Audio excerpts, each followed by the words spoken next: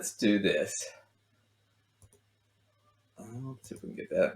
So this is good. So this is Dave Ramsey, and he's talking to this guy, Rabbi Daniel Lapin.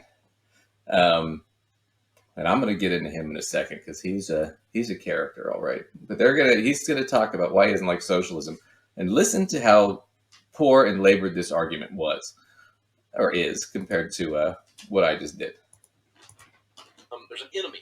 There's a war on success, particularly a war on business. All business is evil. All rich people are evil. All successful people are evil.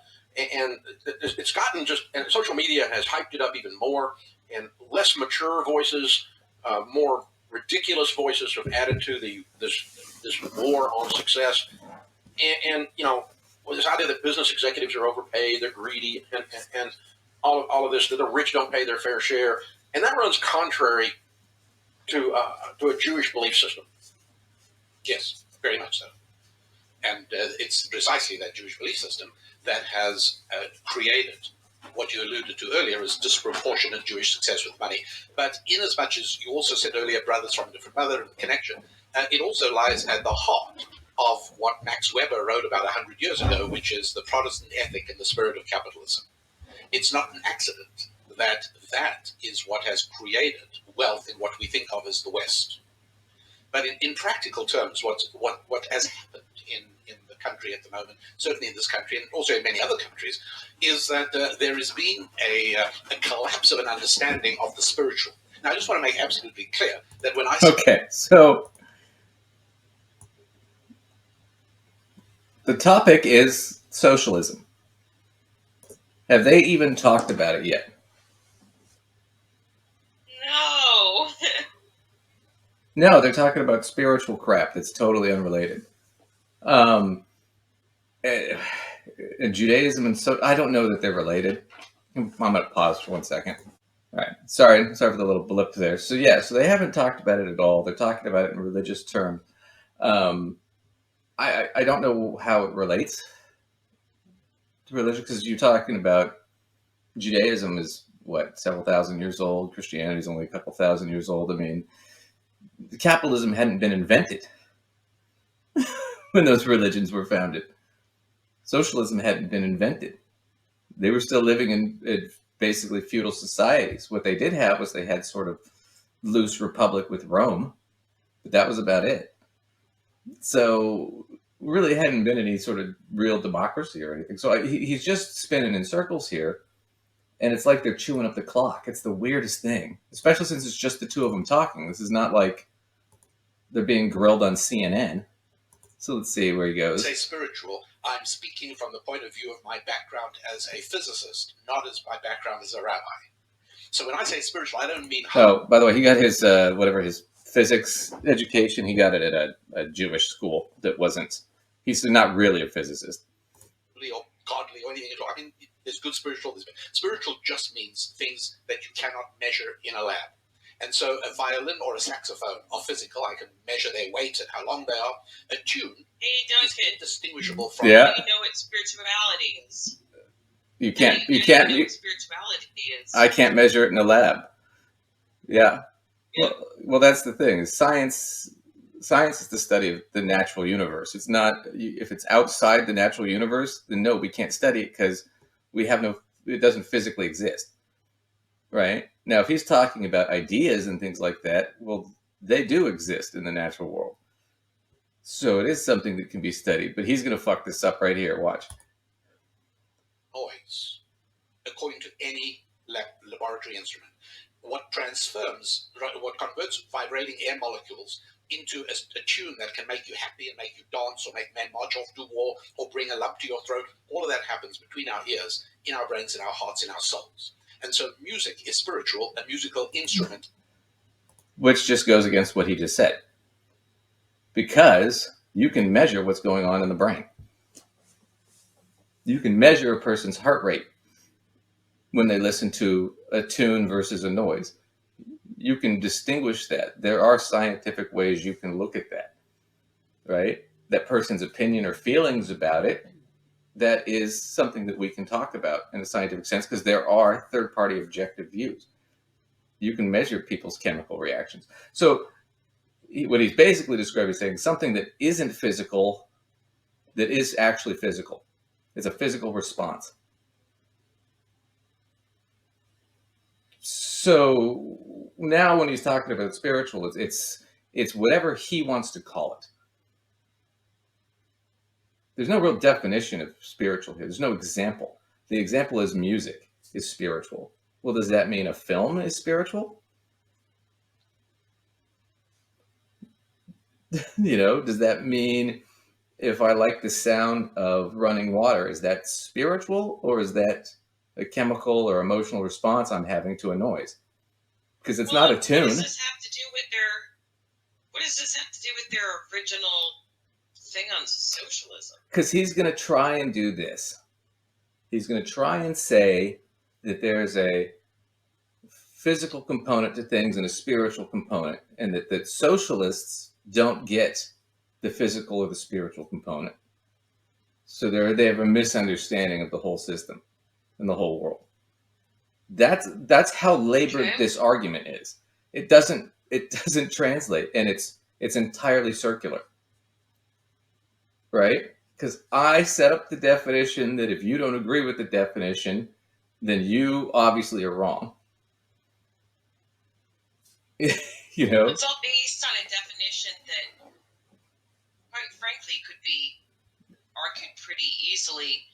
I consider myself definitely to be very much a spiritual person, and I don't agree with his bizarre definition of what spirituality is. I'm not going to sit here and try to concoct one, but when I heard his definition, I was like, really? Well, that's my point. That's my point, is he's using it however he wants to use it. So that way, if it doesn't fit to what he wants, he can just say, you're not spiritual, you don't get it. And dismiss any discussion after that. That's how that worked. And we're going to get into this guy a little bit more in a sec, but let's see if he gets to the fucking money thing, because it's just such a labored colored paper, or okay. How about the orientation of... So he's talking about money now. Iron oxide molecules on the magnetic stripe behind your credit card, or zeros and ones on your financial institution's computer. What is money? And it's a really important question, because if it's physical, then it corresponds to the laws of physics. And one of the immutable laws of physics is that something can only be in one place at a time. And so this book right here is now here with me. And if I turn away a moment... Okay, so this is stupid. So... instead of watching him labor this for another 5 minutes, I'm just going to sum it up for you real quick. And you can watch this video and disagree with me later if you want, but this is what it is.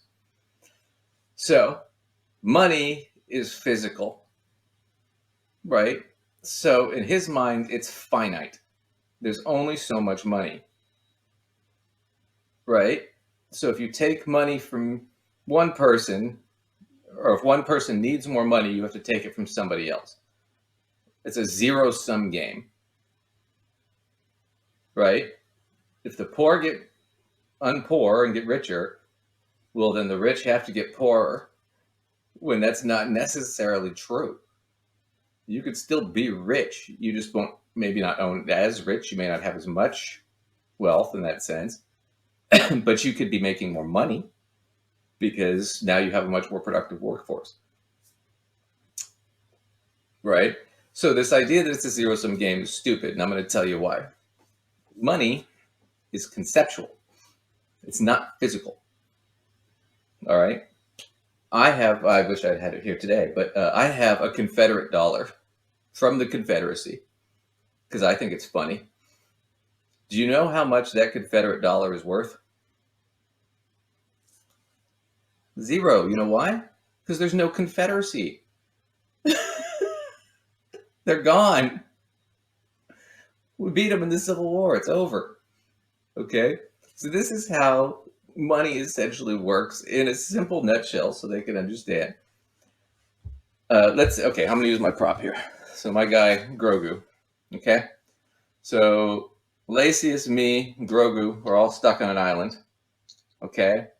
And Lacey has a bunch of fish, and I need some fish. So I go to Lacey and go, hey, can I get 4 fish? And she's like, well, what are you going to give me? And I'm like, well, I don't have anything right now, I'll write you an IOU that I owe you 4 fish. Okay? And Lacey's like, okay, fine, I'll take it. And so I get the 4 fish, she gets the IOU, right? Well, then Lacey realizes later, oh, shoot, I need coconuts. And Grogu has a ton of coconuts. So Lacey goes to him and goes, hey, can I get some coconuts? And he goes, well, what's in it for me? Lacey goes, well, I have this IOU from Duncan. Now, if it's the situation where Grogu's like, well, Duncan always pays back his IOUs on time, right?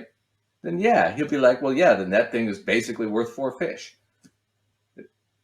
Because Duncan's never failed to pay back somebody on time. So yeah, I'll take that IOU and then I can go to Duncan and get 4 fish. Right? But if it's one of those situations where it's like, well, Duncan is kind of flaky and he doesn't always pay it back, then that IOU is not worth 4 fish. Because he doesn't know that he's going to get his 4 fish. So he might say, well, gee, Lacey, I don't think it's worth that. I'll give you I'll give you, instead of 10 coconuts, I'll give you 3 coconuts. Because that's all I think it's worth. That IOU is money. Right? The difference is when you're talking about currency from governments, the government is issuing the currency. Okay? So the government owns the money. Right? And we as the people are supposed to be represented by the government. And if you don't believe me that the government owns the money, take a piece of paper from a notebook, like I have a notepad here, right? I could take a piece of paper, I could tear it up, I could burn it. It's my piece of paper. It's totally legal. It's totally fine. If you try to do that with a dollar bill, a US dollar bill, it's illegal. It's illegal to destroy US currency. Now, they don't really enforce it, but it is illegal. Why? Because you don't own it. Now, what's the ultimate value of that currency is that A, the US government has pretty much always paid its debts on time. And it's pretty much the only government in the world that can make that claim, which is why the dollar everything's sort of hinged off the US dollar, which is part of what makes us so powerful as a country. That's why in 9/11, the main target was the World Trade Center. Because the Taliban knows where our power is. Our power is that we can set the price on the value of everything because our money is the one that everything is set against. Right? And that's all that money really is. It's a way to measure value of things in a capitalist system. And it's based on demand and supply, typically, not necessarily need or benefit. So that's what it is at the same time. The value of money. It's a conceptual idea. But why is US money valuable? And what makes it valuable is it's the only thing you can use to pay your taxes. They won't accept anything else. I can't give them euros. I can't give them the yen. I can't go kill a deer, right, and give it to the IRS and say, hey, count this against my tax bill. No, you have to pay taxes.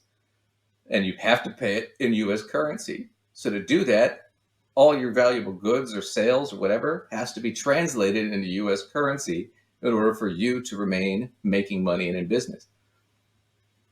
So that's the ultimate value of these things. And it's backed by the taxing power of the government. So that's what the problem is. So that when they're talking about, okay, well, we want to do universal health care. And they go, well, how do you pay for it? That's how you pay for it, by raising taxes,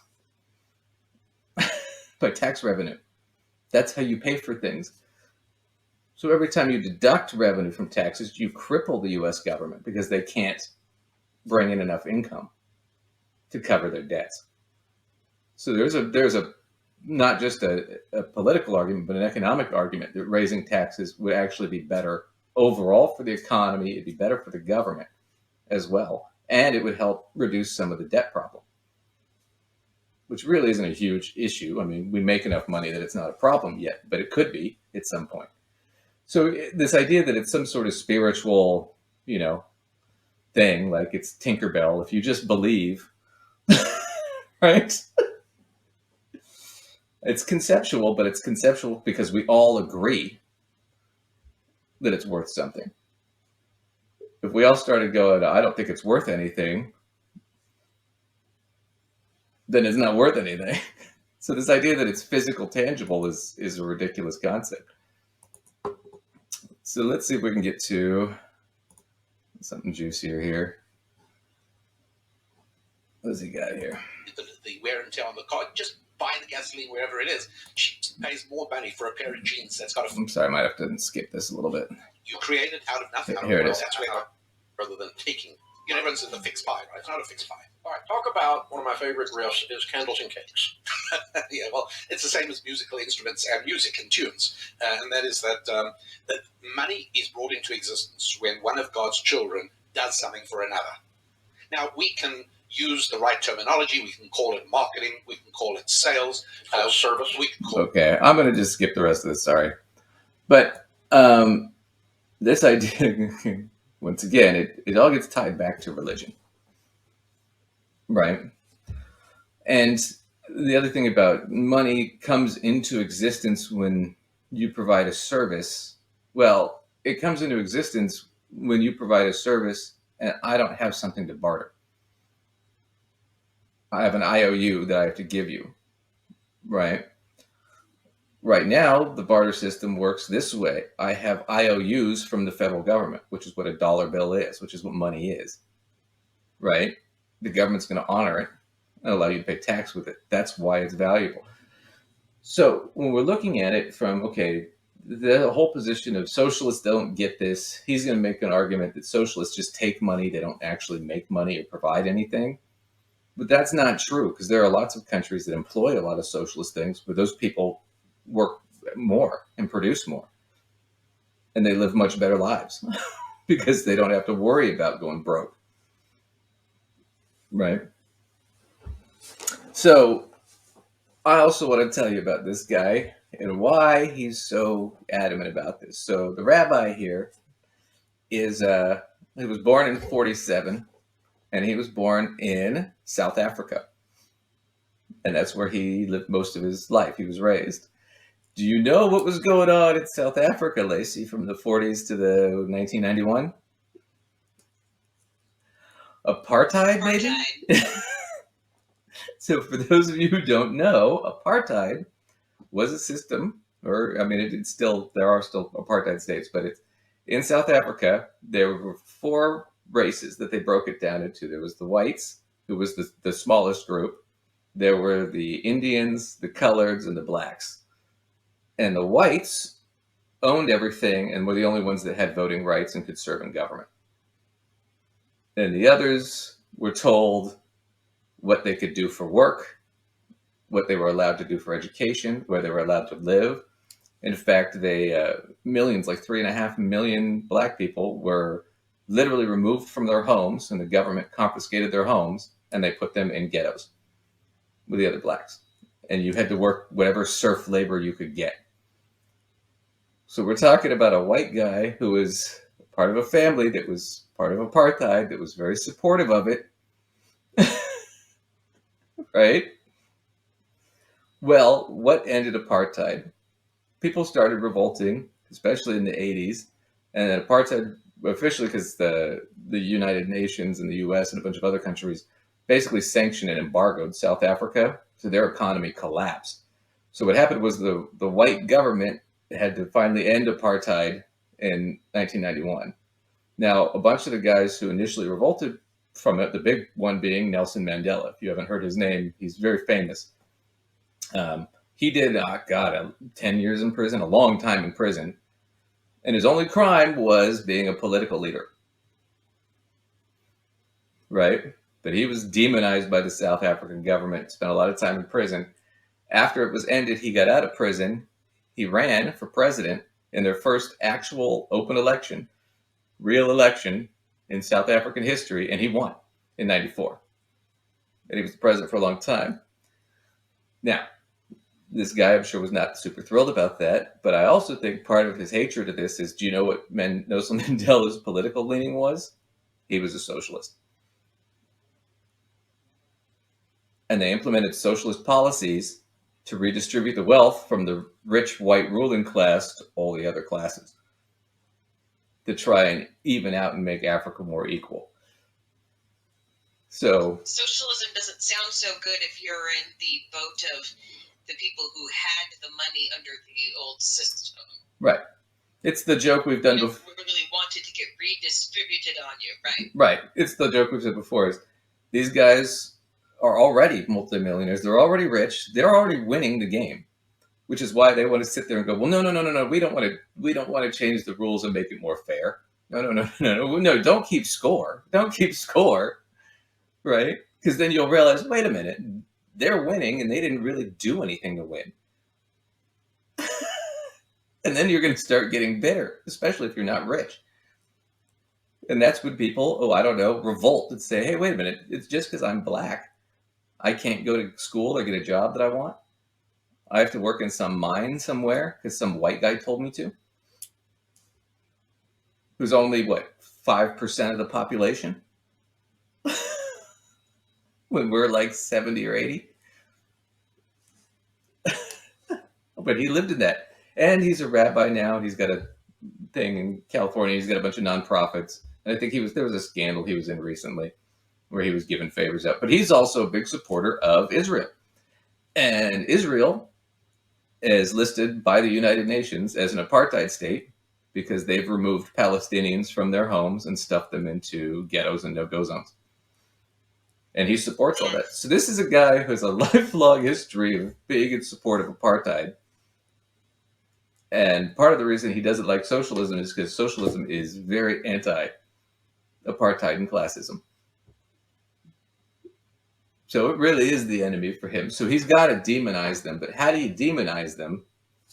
Poor people asking for food. Poor people asking for rights. Oh, well, they just, they don't get the spirituality behind it. And, it's not fair to take my money to have to pay for all this, even though I got my money because the people that came before me took all the money from them. Right? So let's not change the rules now. Right? Oh, man. Let's pretend history starts today.